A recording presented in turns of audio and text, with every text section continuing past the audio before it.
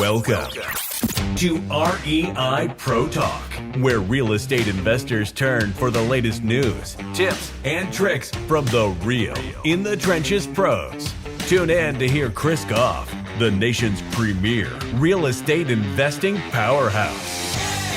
Join up with other top pros in the investing world as they cover every topic.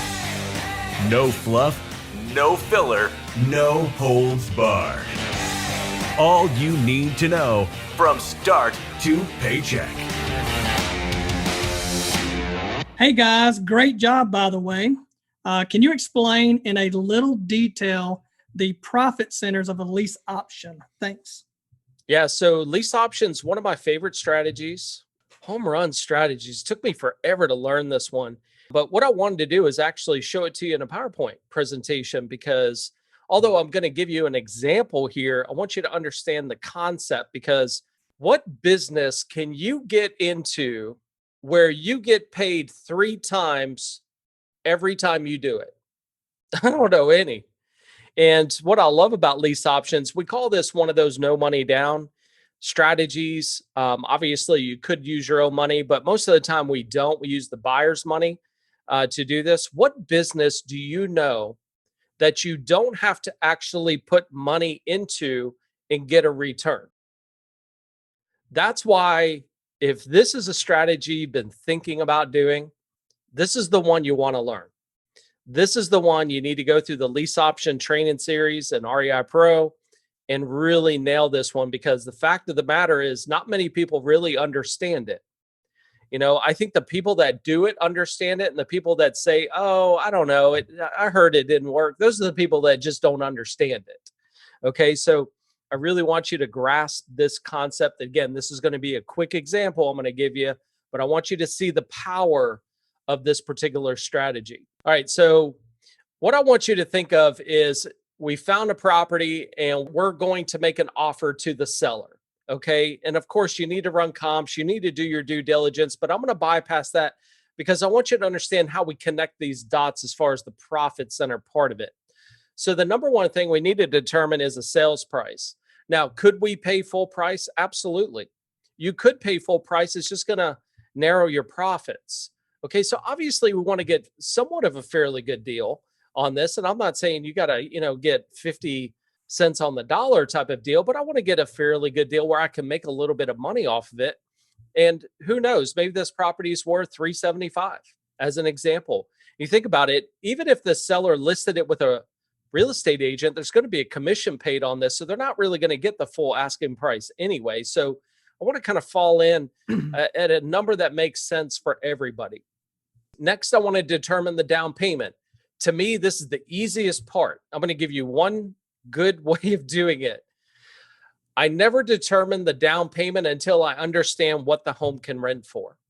Okay, so after doing my due diligence, if I find out, hey, this house can rent for $2,500, then I want to go less than that because I want to charge my new buyer the $2,500. So once I go less than that, I'm going to just use $2,200 as an example. My down payment is exactly that or more. Okay, so in this example, I'm going to use $3,000 down. Now, again, this is a non-refundable deposit that is applied to the purchase price if the buyer buys. Okay, so again, we're going to get a fairly good deal on the rent, and I'm going to go low for the down payment because I need to get more than $3,000 from my new buyer. Then we determine, is there a monthly credit? I don't like to use monthly credits, and I think it confuses people. So in this example, I'm just going to say 0 monthly credit. And then I want to try to get a term of 2 to 3 years. Now, if the seller says 1 year, we could still make the deal work. But I'd like to go longer just to give ourselves time, because I'm going to put my new buyer on a 1 year. And if they can't buy, I still have 1 more year left to do something with the property. So then we find our new buyer that can't go to the bank. They just need a little bit of time. They could be self-employed. Their debt to income could be a little bit off, but the credit's not horrible. It's just not good enough to get the loan. And our buyers, they just need a little bit of time. And, you have to say that a lot of people are in this position right now. And again, that's why I think this is a great strategy. So our sales price to the new buyer is going to be $375. Our down payment here is 12 grand. Now, could I say 15 grand? Yes. Could I have said 10 grand? Sure. Could I have said 25 grand? Sure. I think you set that dollar amount that you feel that you can close this deal as quickly as you can. And I want you to think about, how do you determine this down payment? I want you to think of this.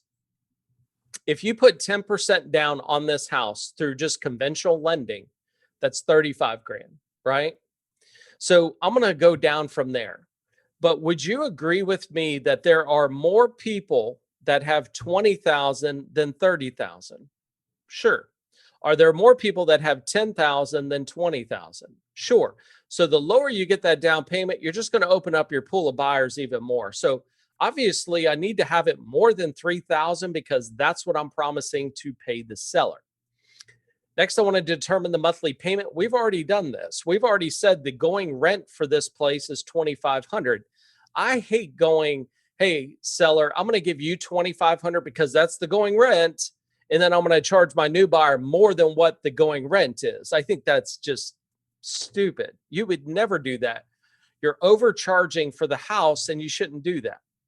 Monthly credits, again, will go to 0, and then a term of 1 year. Okay, so if they can't buy within that year, could I extend it? Could I find another buyer and get another 12,000 down? I have options, and that's kind of the beauty when you're controlling the real estate. Okay, so I don't own this house. Again, I'm just leasing it with the option to buy. I'm then assigning that over to my new buyer at a different term. Now, how do we profit from this? So this is the cool part, right? So the very first profit center is, I'm going to sign an agreement with the seller. I'm going to sign an agreement with the new buyer. The new buyer is going to pay me 12,000, and out of that 12, I have to pay the seller 3. So that gives me a total profit of 9 grand the day I put these two together. Okay.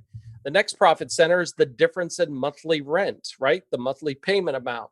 So as you can see, the new buyer's paying $2,500. We're paying the seller $2,200. It gives me $300 a month positive cash flow on a house you don't even own, on a house you have no money in.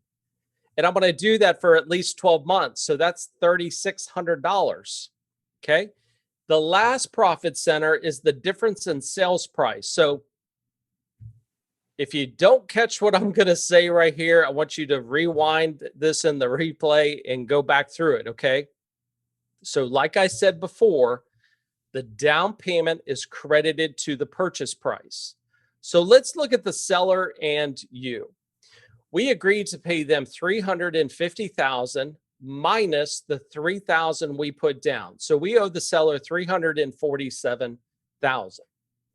The new buyer has agreed with you to pay $375,000 minus the 12. What is that? $363,000.